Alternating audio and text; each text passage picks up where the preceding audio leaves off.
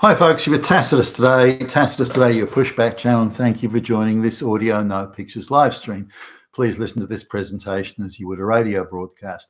In this essay, I'd like to talk about some surveys that, and I don't know how accurate they are, but surveys that are doing the rounds, and one recently in Britain, which suggests that, depending on which surveys you look at, that 2 out of every 3 people living in Britain or living in the West, it really doesn't matter which Western country you look at, but 2 out of 3 younger people under the age of 25 believe that the West and the white people, Western society and culture and achievements are all evil and bad.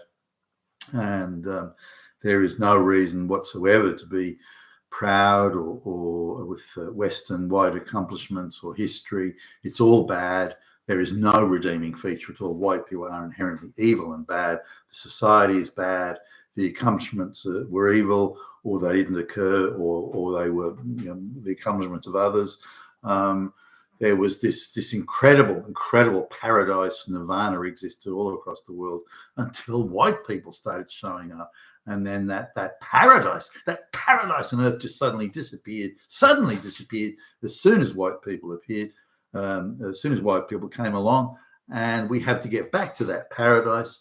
And the only way we can get back to that paradise is eradicating white people, eradicating whiteness, eradicating white culture, eradicating white society. That will automatically invoke a paradise on earth. And that's the so let's have a little bit of a look at this.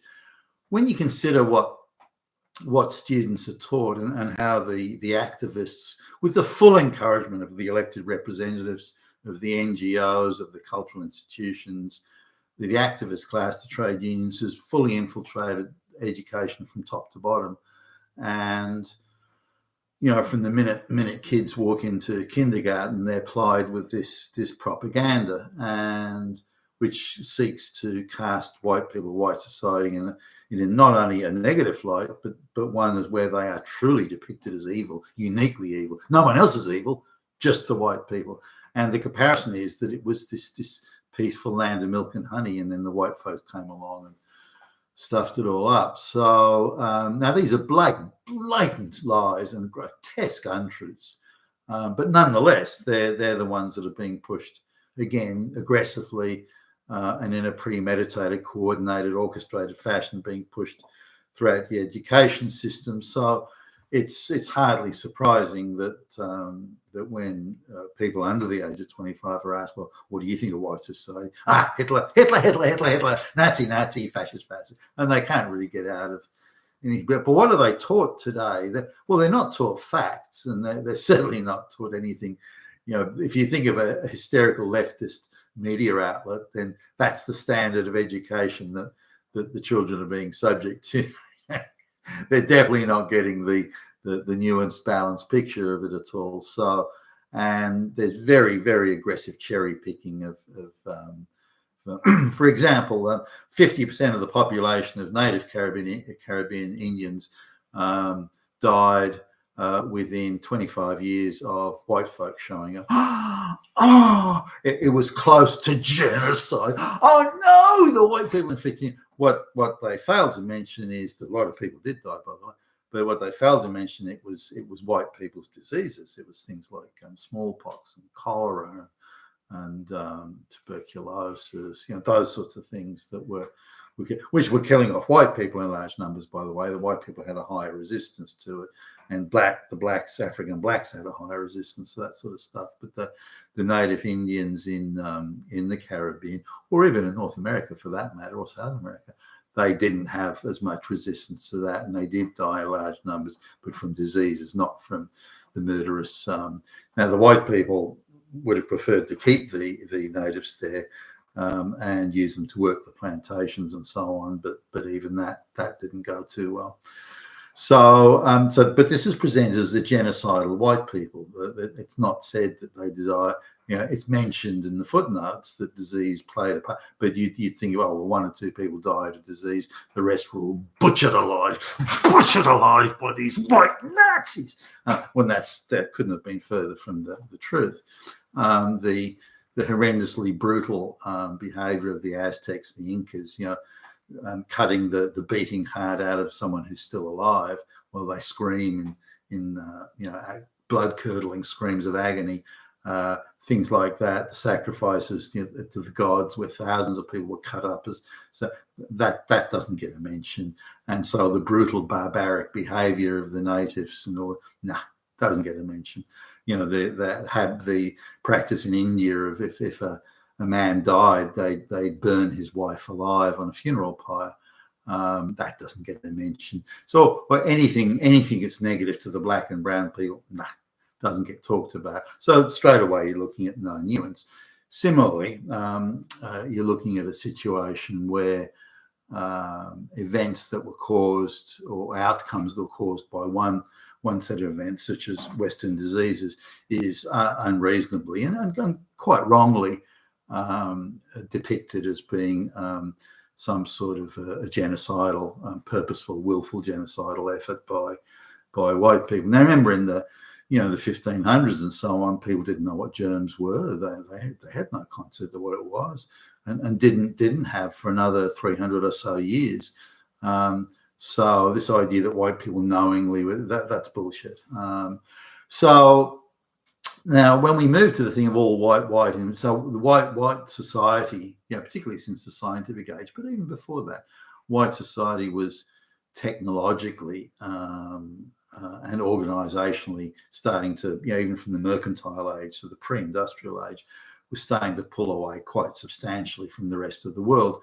And you can see this in the per capita productivity output of Africa, China, India, and anywhere else really, the Middle East, what today would be like Turkey and Iran and so on. And you compare that to the productive per capita output of people in Britain or Western Europe, Central and Western Europe generally. And there was already quite a large productivity gap that was starting to appear in the very early part of the mercantile age.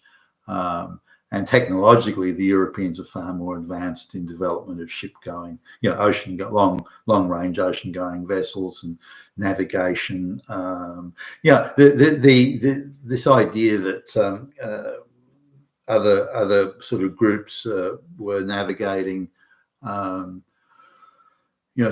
the same extent as the West Europeans were, was simply not true. They would tend to sail next to and within sight of a coastline. So that's hardly navigating the open oceans. Now, there were some fairly impressive feats, as much by accident as designed by some of the Polynesian sailors in the Pacific area, where they would try and navigate by stars. But how much of this was pure accident? For example, they would bump into another island, or they would, get to New Zealand and so on. The chances of this happening through, they had no maps like I told you. They didn't know there was a land over there. So the Polynesians, colonizing around, including New Zealand and so on, that didn't happen by design. So they were looking at maps and navigating. They just didn't know the places were there. So this was mostly by accident. So the only people in history that developed long ocean-going vessels, or the first at least to develop long ocean-going vessels and to have some sort of navigation capacity were the West Europeans. Now, they didn't know there was lands. They knew there was a landmass, but where it was precisely and this sort of thing, they didn't know that. So when Christopher Columbus was doing those voyages in what were quite small vessels, really, at the end of the day, he was still it was still a high risk venture. That he would bump into land of some sort or another, that wasn't doubted. But where it was, or exactly where it was, or what it was in terms of a landmass, that wasn't known. So it was certainly a high-risk venture, and people at the time, they were people of huge daring and courage, in my view, at least, to do that. But that's all put to one side. He was a wicked, evil exploiter and murderous, genocidal maniac, etc., etc. Now, colonialism is also viewed as, or they've ginned it up. I don't think they do view it as evil. I mean, given that they're trying reverse colonialism now, you know, the globalists, it's a bit rich for them to try and gin it up as evil.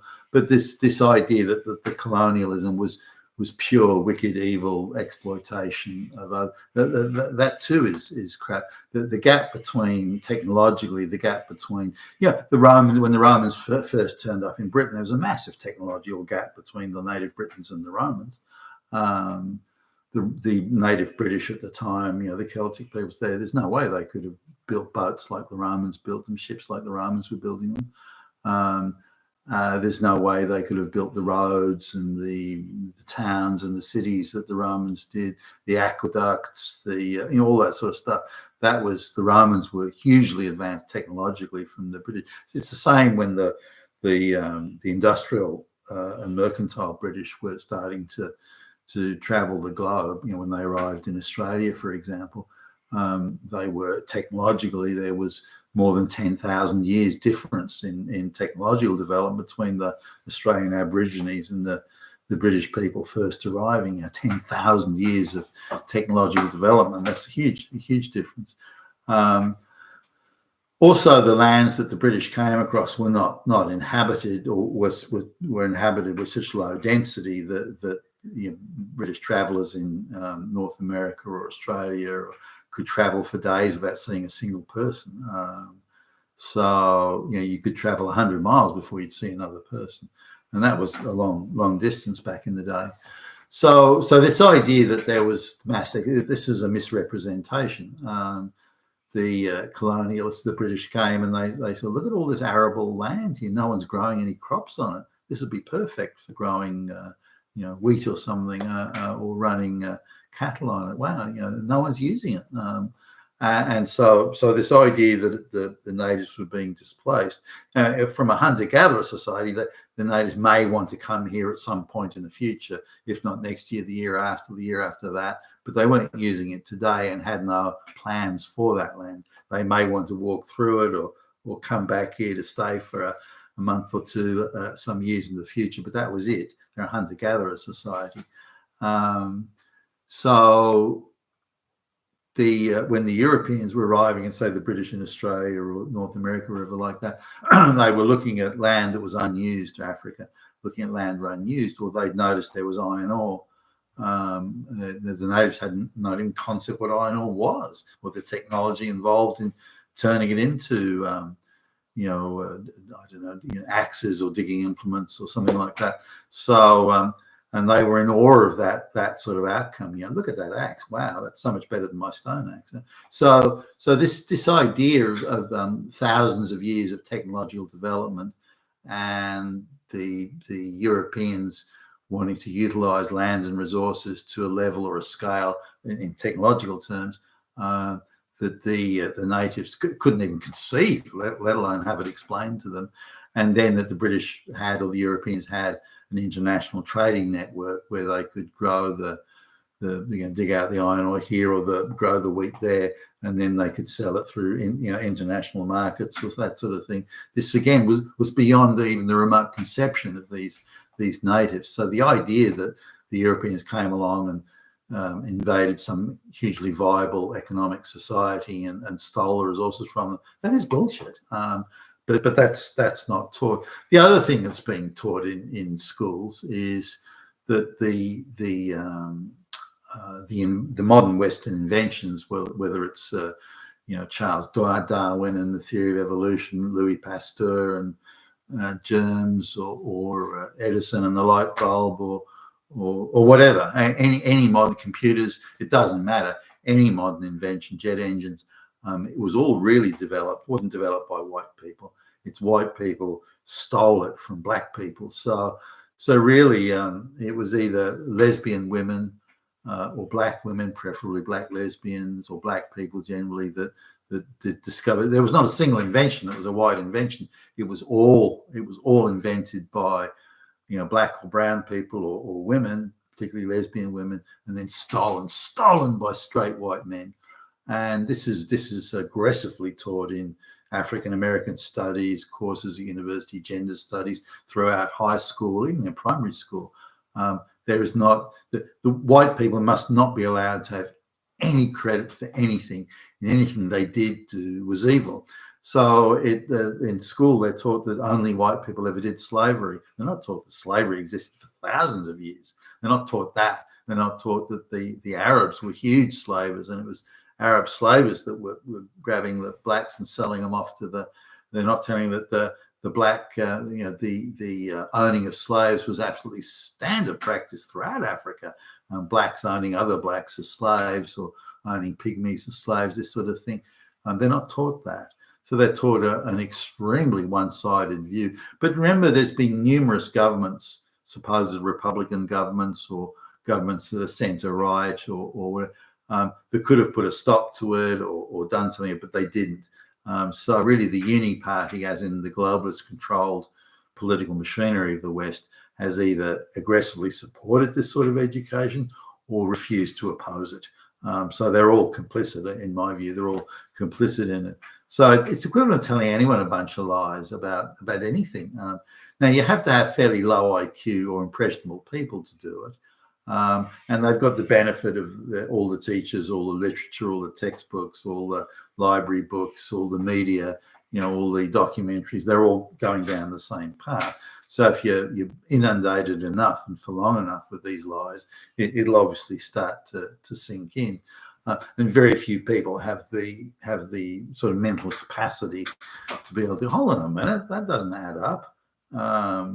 Why, in a time when the world had a very small population, why was it that nobody was getting slavery? That would have been the only way to get it. Those sort of connections and questions aren't being asked. So, and the British slavery is roundly depicted as being uniquely evil and terrible, rather than just a labour exchange thing, which at the time it was.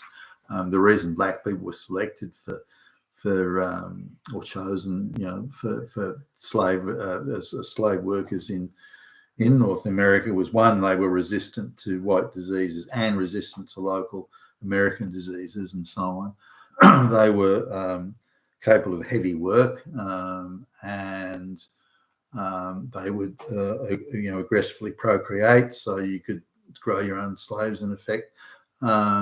And that the tradition and culture in Africa was one of universal slavery, whether it was Arabs grabbing the slaves and bringing them to the ports, or other black chieftains and tribal goons and heavies enslaving their own fellow citizens or the neighbouring tribe citizens and delivering them to the slaver ports on West Africa. The idea that white people were running around Africa just rando grabbing black people as slaves is bullshit. But yet that's the image that they put forward there. But in fact, that's nothing even close to the truth. The idea that slave ships were packed so tight that all the slaves died before they got to the other end, bullshit.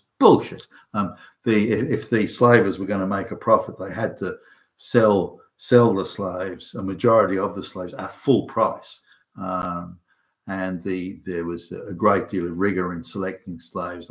There was slave buying agents would want the slaves to jump and hop and run and, I don't know, turn cartwheels and whatever. So they had to know that this was a fit slave, a fit worker, ready for work, on the plantations. And if it wasn't, they wouldn't pay that. If a slave was in ill health or looking like they weren't, that you couldn't give them away. So the slave ship had to arrive at the other end with fit, healthy, ready to work slaves. And if they didn't, they wouldn't make a cent on the at the slave markets and so on. Which, by the way, the equivalent of worker market, and the idea that it was slave as in ownership.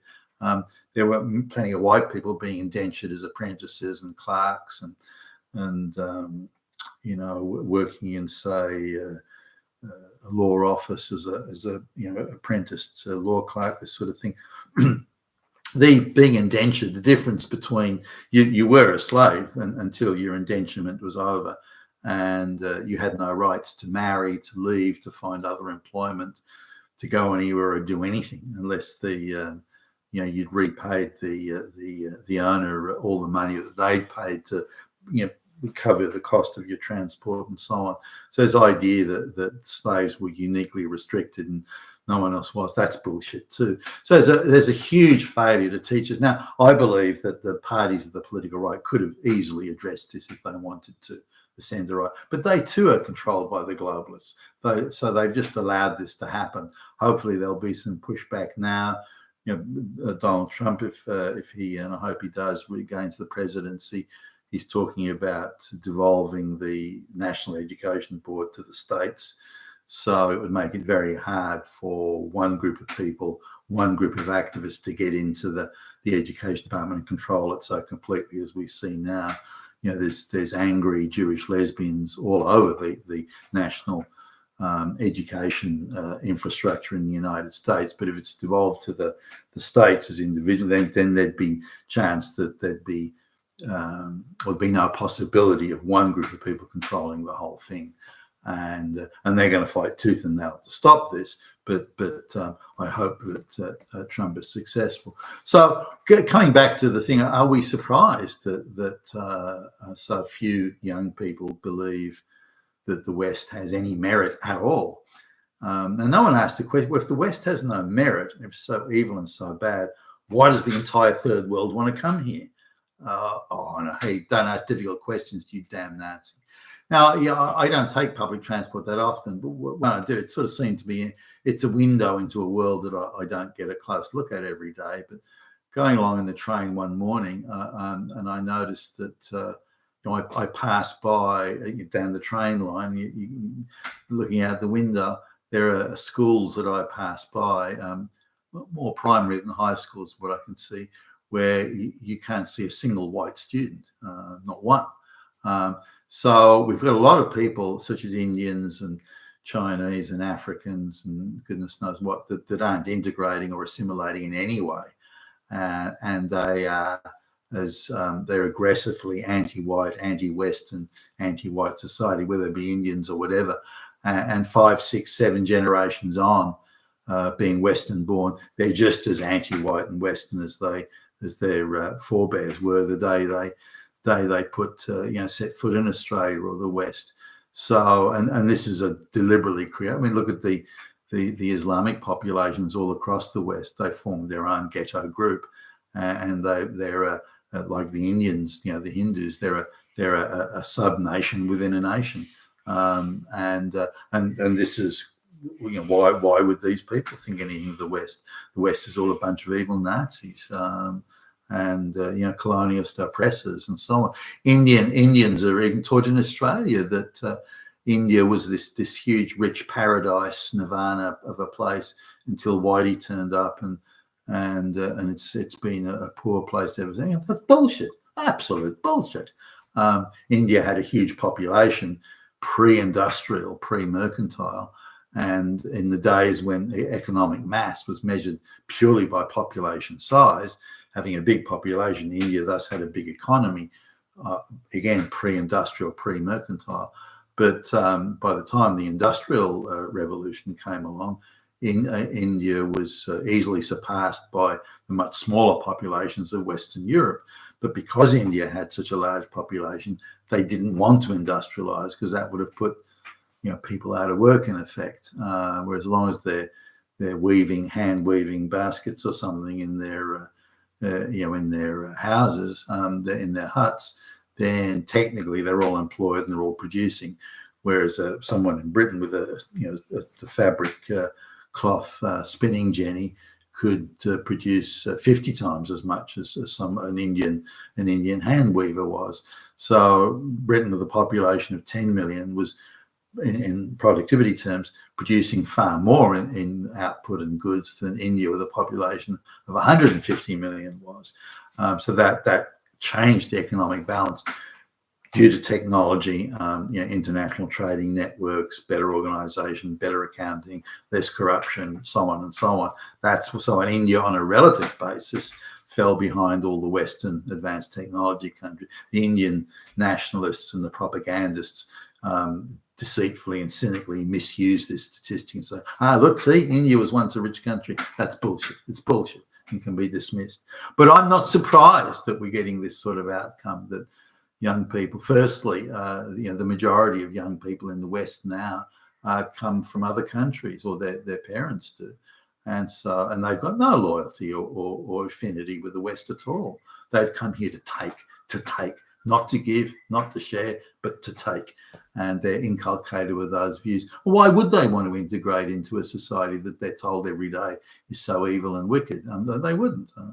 So the majority of the young population is now not white, not local, not generationally part of the white diaspora. And again, the education system is aggressively, viciously, willfully telling the most horrible lies to depict the West as evil and wicked and bad. So again, who can be surprised? You've been in Tacitus today, your Pushback channel. Thank you for listening.